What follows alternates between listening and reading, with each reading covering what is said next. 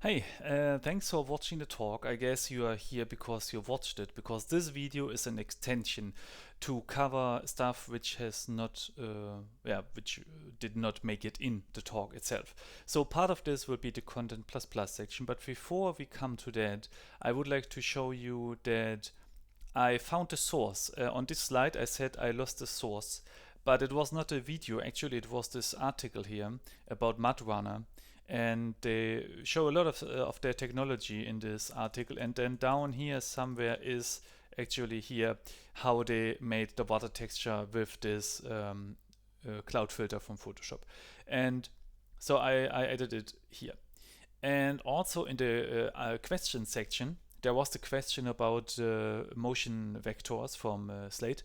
And here's my video. If you search in Unreal Simon for this video, you will find it. And at 11 minutes, I talk about exactly this question, how to find a good value for your shader. Spoiler, it is not the shader estimate. For me, it's minus 0.01. So I guess it's basically the current minimum, kind of, but divided by 10 or something.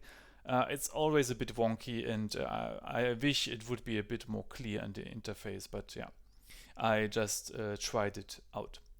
And then, so let's now talk about Content++.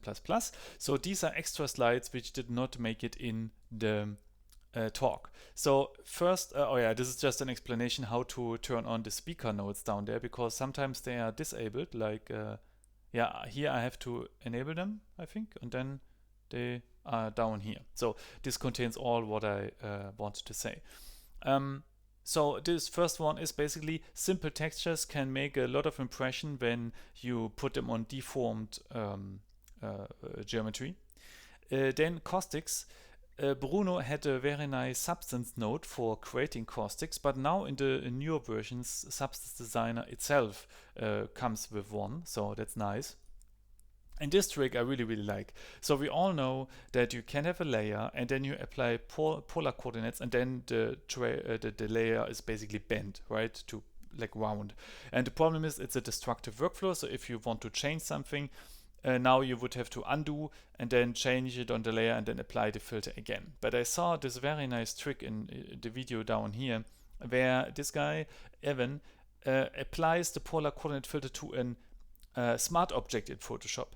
And this is very nice because here on the left side, you see the smart object. On the right side, he has opened the smart object and it's non-deformed there. And then he can work in the non-deformed way, and whenever he saves, he sees the update on the left side, and it's just a really cool non-destructive workflow to make these circular shapes. And I recommend watching the video because there are some other tricks in there, and one of them is this one. So you have really simple strokes down here. It's very simple. And then you apply the wind filter and it will add these kind of ugly little pixel edges, but when you stretch them and apply motion blur, you get these very nice shapes. And for example, with a polar coordinate filter, you can get something like that. But in his video, it looks even better, so I recommend watching it. Then these are the substance nodes for what I showed in the talk. I did not show this slide because it was a bit overwhelming maybe, but for those people who want to see the network to rebuild it, this is how it's done. You can of course find the substance files for download as well. I show you later where. And here the same with the other version. And these slides are basically the same what you saw in the talk, but there I did it with Substance Designer, and at the beginning I did it manually in Photoshop, and this is just how it looked. Just some recordings here. And this one is the example for how you apply the difference clouds 2 times, invert and adjust the levels to get these lightning shapes. So in the talk I showed it how to do this in Substance, but you can also do it in Photoshop.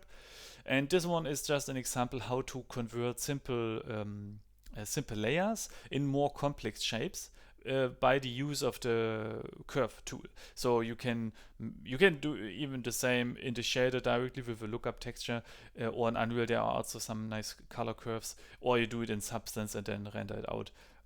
But I really like how you can create these more complex shapes out of simple gradients.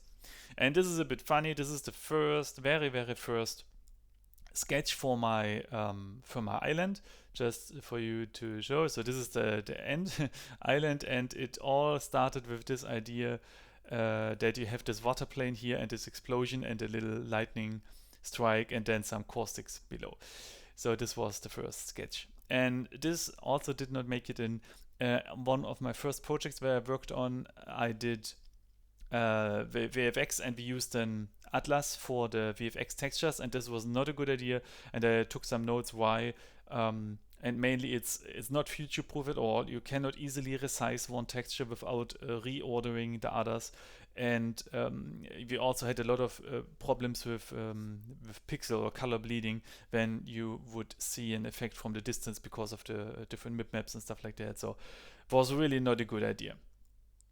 And the last slide contains this example where I just used the standard Photoshop brushes, and I dot a lot by using different shades of gray, basically, and just dotting on top of each other. And at some point, you get kind of a nice noise, and yeah, then also the pattern preview, and then you see here how this texture can be used on a in a little shader. So it was just an example that you don't need a complex brush pack to get some interesting noises.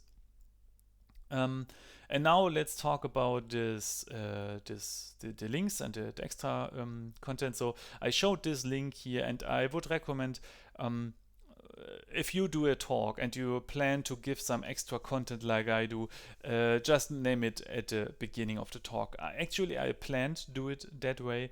But then I found, oh, maybe it's more interesting when as a little surprise to do it later. But actually, this was not a good decision because people took notes, and this means they did not have the full attention on the talk because they took notes to note some of the resources, which I noted, for example, down here, right? So, and the next time I will give this talk, I will put this domain right at the beginning on the first slide and say, hey, people, please, no stress, you don't need to take notes. It will all be covered. I will give later, or here's the URL for this page, and everything you want is there. So let's have a look on the page. This is how it looks. The video I'm recording right now will be here as well.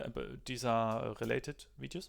Here are some links, and the most important one is this one for the texture database, but here you can also find the substance files and Unreal files and so on. And of course, a link to the slides. And speaking of this database, so this is how it looks. We saw this already in the presentation. This is just, you can click and then you get an overview about, for example, the different brush packs you can use. And this is new, it's Simon Sandpicks. So I just put out some very good resources I found. For example, here this cloud brush pack or something. And then when you scroll down here, you have the complete database. And it's a bit tricky how to search that, because when you just type in something here, nothing works. But I added all these tags here. So how this works is the following. You go, you go here and you select tags, because here this is the tags column. And then now you can say, for example, give me all Unreal related entries.